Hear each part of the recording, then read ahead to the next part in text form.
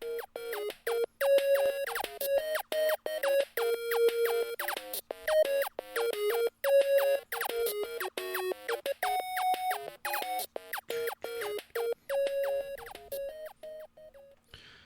welcome to another episode of Geek Bytes podcast. This is episode 72 here. I'm Ramon Mejia.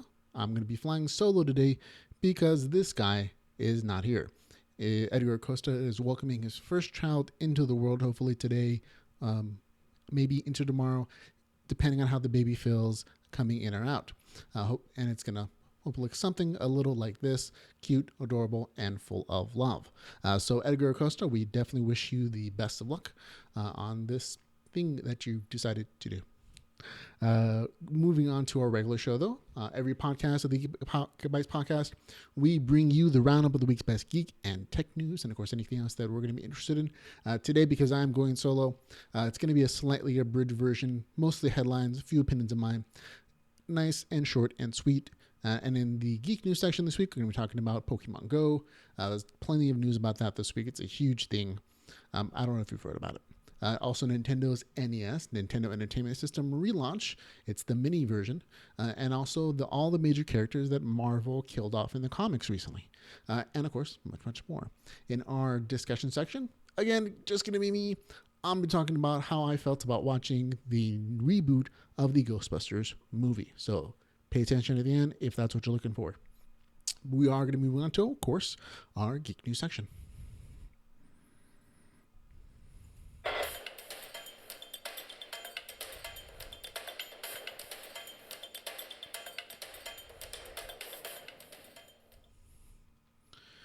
Now, this week, there's plenty of Pokemon news. It has made over $14 million since launch, and Nintendo stocks jumped $9 billion. That's an amazing amount for a game that you're not even making yourself. That is actually being moved to a third party, Niantic, which was a company spun off by Google. They're just using the Pokemon property, which Nintendo has a third of a share in the Pokemon company, but still, all the people using this game, Pokemon Go, which I've been loving, I've really pushed Nintendo. So it kind of shows to me that the licensing and the characters are probably worth more than the hardware at this point. In other news, Pokemon Go, of course, has launched in Europe, parts of Asia. Unfortunately, and oddly enough, still not Japan. I don't know what's up with that, but Niantic, get on that. Also, the game company who's made Pokemon Go has promised some updates in the future, including player versus player combat. So you want to challenge your friends. This is going to be something you look forward to. Trading Pokemon is going to be a thing that's going to be in the future.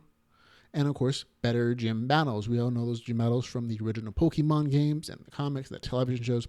And hopefully we're going to get something a little better than just, your opportunity to take over a gym. Now, in some other Pokemon news, again, short and brief, there are some very funny stories that came out this week in regards to that. A group of very smart people figured out a way to, I don't say cheat, but use alternate methods of catching Pokemon. They attached their phones to a drone and sent it out into the world to catch Pokemon and to collect items and even to battle gyms. They mirrored it, and these guys are a bunch of geniuses.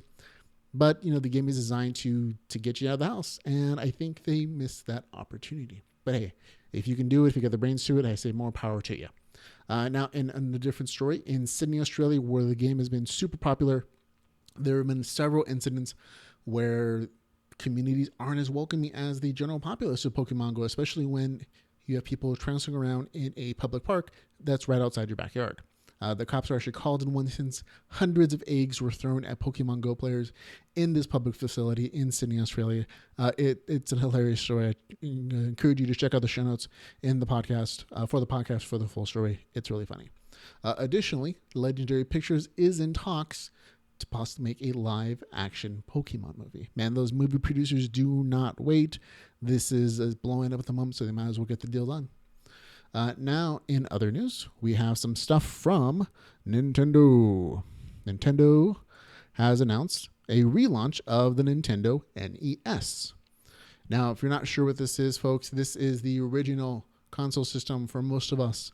The Nintendo Entertainment System was a 1980s, 90s classic, played all the great video games, and it's coming out in a pint-sized recreation that has HDMI outputs, and it's going to have 30 built-in games. Now, unfortunately, it's not going to play your original cartridges.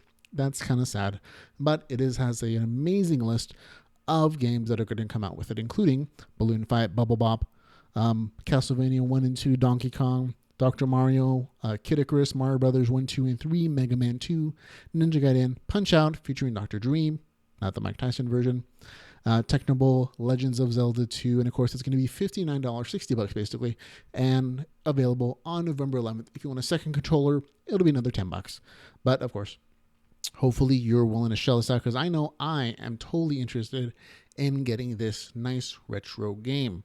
Now our next story is going to be, if you haven't known, it's going to be about Wally West and the Kid Flash pictures. If you're a fan of the show Flash, you know that, spoilers, at the end of season 2, Flash goes in the past and he's potentially changing things for himself.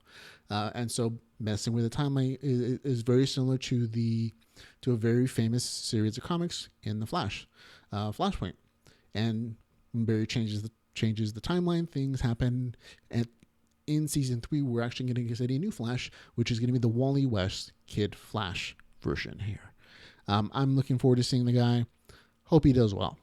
In our next story, we have Universal Studios casting for Frankenstein. Now, Frankenstein, if you're not sure, is a classic story of man and monster, creator and creation. The creation of Frankenstein's monster goes out in the world and is essentially a new person, and it's one of the most classic Universal Pictures Hollywood movies ever.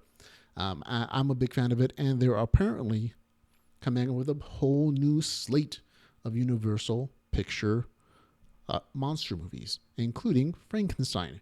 And the gentleman you see in front of you is Javier Bardem. You might remember from a number of famous films. He's actually being looked at to play Frankenstein's monster.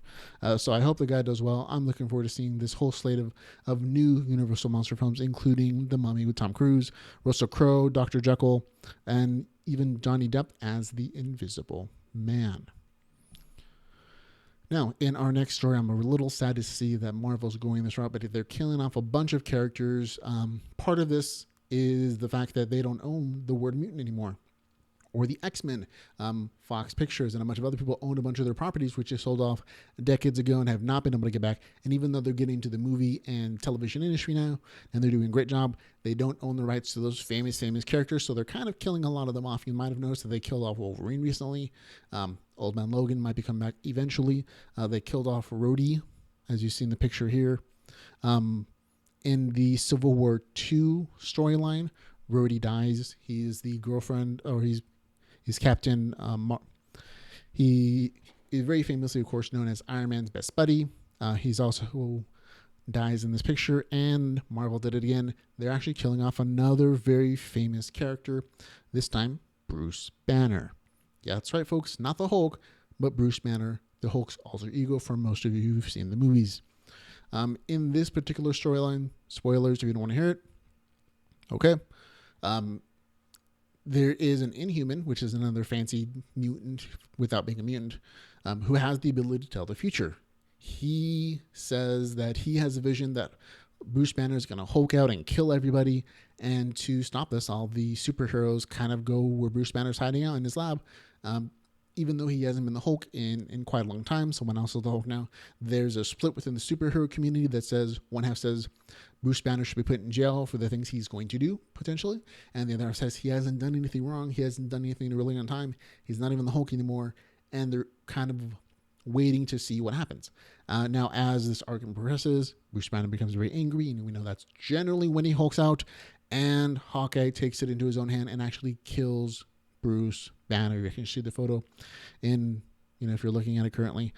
It's a very striking thing at this point. His single arrow, apparently given to him by Bruce Banner in case he became the Hulk, murders Bruce Banner. And the story is actually told from the point of view of Hawkeye, who is in jail, waiting his trial and sentencing for the murder of Bruce Banner. Whether it's justified or not is part of the storyline. Now, the last bit of Marvel murdering, killing off their characters is, of course, the X-Men. The X-Men are going away, apparently. Marvel has phased out their mutants in the X-Men the last year or so, replacing them with the Inhuman superheroes. And if you've been watching Agents of S.H.I.E.L.D., you're probably a little more familiar with the Inhuman thing. Apparently, there's this super alien mist. When it comes in contact with regular humans, some of them get superpowers. Being inhuman. Unfortunately, in the comics, this same mist, the Terrigen Mist, kills mutants. So it's kind of a double-edged sword. Get new superheroes from Marvel, which is great. Kill the old ones, which is also great because they don't own the mutants anymore. And within the latest release of the Marvel series, they've actually shown that they're not including any more X-Men titles for the near future, with the exception of a single title called Death of X. So that kind of gives you a hint that Marvel's pushing away the X-Men and trying to create new characters for you to love and to make money off of in movies and television.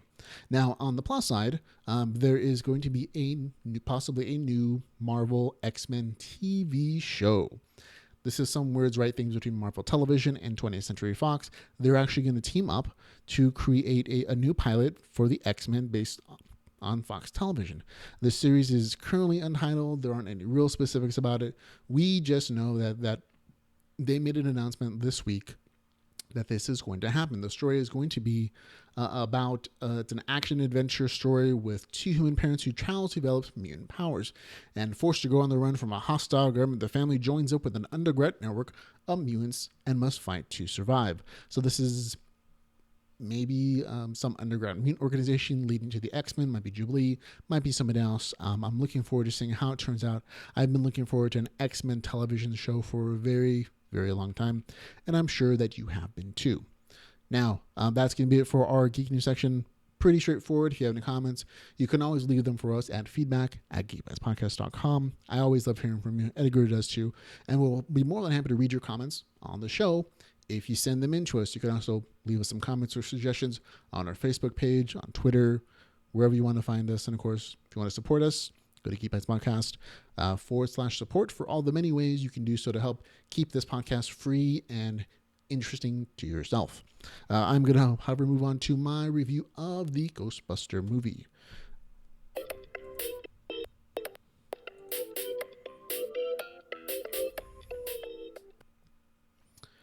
Now, the Ghostbusters movie just came out today on Friday, the 15th, July 15th, 2016.